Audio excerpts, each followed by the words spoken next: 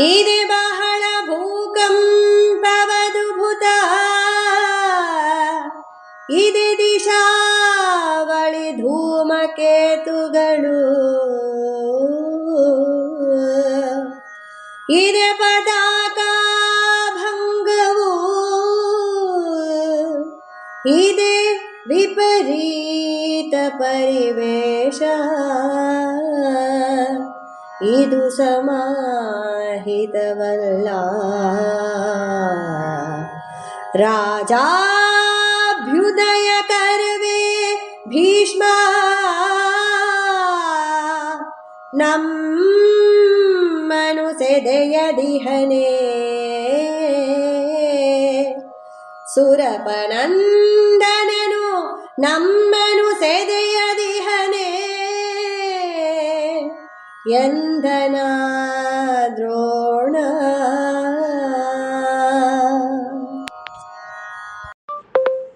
ಶಕುನಗಳ ಬಗ್ಗೆ ಹೇಳ್ತಾ ದ್ರೋಣರು ಮುಂದುವರಿಸ್ತಿದ್ದಾರೆ. ಭೂಮಿ ಭೂಕಂಪವಾಗ್ತಿದೆ, ನೂರಾರು ರೀತಿಯ ಉತ್ಪಾತಗಳಾಗ್ತಿದೆ.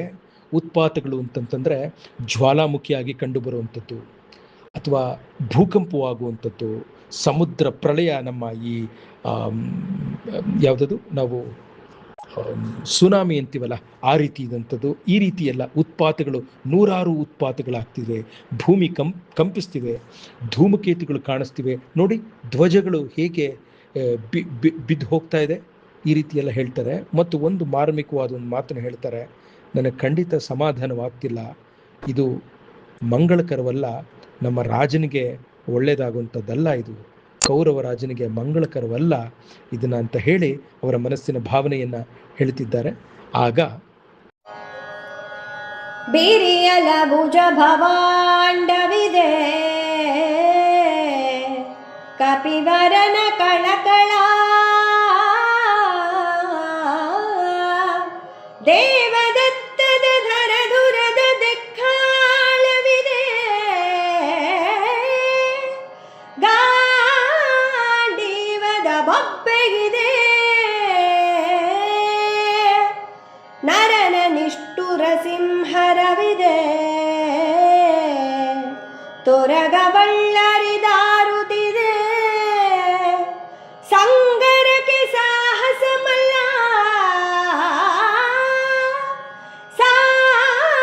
ಸಾಹಸಮಲ್ಲ ಸಂಗರಕ್ಕೆ ಮೊಳಗಿದನು ಎಂದನ ದ್ರೋಣ.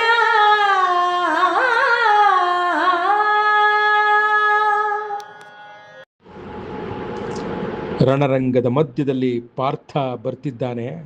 ಆ ಬರುವಿಕೆಯನ್ನ ಕುಮಾರವ್ಯಾಸ ದ್ರೋಣರ ಮುಖಾಂತರ ಬಹಳ ಸುಂದರವಾಗಿ ಇಲ್ಲಿ ಚಿತ್ರಿಸಿದ್ದಾನೆ. ನೋಡಿ, ಹನುಮಂತನ ಗರ್ಜನೆಯನ್ನು ನೋಡಿ, ಅರ್ಜುನನ ಗರ್ಜನೆಯನ್ನು ನೋಡಿ, ಮುಖ್ಯವಾಗಿ ಅಗೋ ಅಲ್ಲಿ ಆ ದೇವದತ್ತ ಶಂಖದ ಶಬ್ದವನ್ನು ನೋಡಿ, ಗಾಂಡಿವದ ಟೇಂಕಾರವನ್ನು ನೋಡಿ, ಎಲ್ಲವನ್ನ ಹೇಗೆ ಬಂದ ಅಂತ ಹೇಳಿ ವರ್ಣನೆಯನ್ನು ಮಾಡ್ತಿದ್ದಾರೆ. ಅಯ್ಯೋ ಸ್ವಾಮಿ, ಇದು ಇಡೀ ಬ್ರಹ್ಮಾಂಡವೇ ಬಿರಿಯೋ ಹಾಗೆ ಮಾಡ್ತಿದ್ಯಲ್ಲ ಆ ರಭಸ, ಆ ಗರ್ಜನೆ ಅಂತ ಹೇಳ್ತಿದ್ದಾರೆ. ಅರ್ಜುನನ ಆ ಒಂದು ಗರ್ಜನೆಯಲ್ಲಿ ಸಿಂಹಧ್ವನಿ ಇದೆ, ಆ ಕುದುರೆಗಳ ಆರ್ಭಟ ನೋಡಿ ಅಂತ ಹೇಳಿ ಕೇಳಿ ಅವನ ಶಿಷ್ಯ ಅಲ್ವೇ, ಹಾಗಾಗಿ ಅವಳು ಹೆಮ್ಮೆಯಿಂದನೇ ಹೇಳ್ತಿದ್ದರೋ ಏನೋ ಗೊತ್ತಿಲ್ಲ. ಒಟ್ಟಿನಲ್ಲಿ ಅವನ ಬರುವಿಕೆಯನ್ನ ಬಹಳ ಸುಂದರವಾಗಿ ದ್ರೋಣರು ಭೀಷ್ಮರಿಗೆ ಹೇಳ್ತಿದ್ದಾರೆ. ಆಗ